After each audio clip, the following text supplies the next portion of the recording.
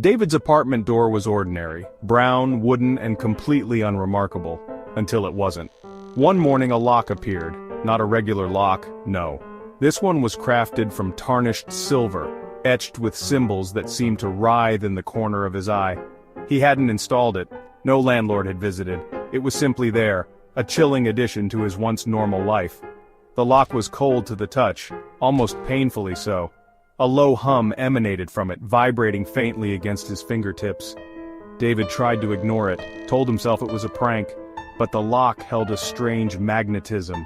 He found himself drawn to it, his reflection in the polished silver distorted and sinister. Nightfall brought the whispers. Hushed voices just on the edge of hearing seemed to emanate from the lock. They spoke his name, pleaded with him, threatened him. Shadows stretched from beneath the lock's ornate keyhole, twisting and contorting like living things. He stopped inviting friends over, ashamed of the fear that gripped him. Sleep became a distant memory, replaced by fitful naps punctuated by nightmares.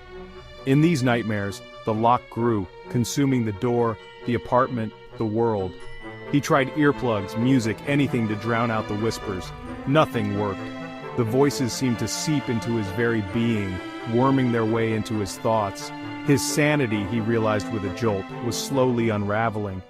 Desperation clawed at him. He tried prying the lock off, but it was unyielding, as if it were part of the door itself. A locksmith, called in broad daylight, refused to touch it, his eyes wide with a terror he wouldn't name. David was trapped. His once safe haven had become a prison, the lock its cruel warden. The whispers grew louder, more insistent. They promised him peace, understanding, if only he would open the lock. He knew it was madness. He knew there was only darkness behind that silver facade. But the whispers, they offered solace from the fear that had become his only companion. The final night, the whispers became screams. His name, a litany of agony and despair. He couldn't take it anymore. The lock pulsed with an eerie light, beckoning him. His hand, as if guided by an unseen force, reached out. His fingers closed around the cold metal. The whispers ceased. A single voice, deep and resonant, echoed in the sudden silence. "Welcome home, David." The lock clicked open. A swirling vortex of colors and shadows awaited him on the other side. He stepped through, the door slamming shut behind him. The lock, now silent and cold, remained.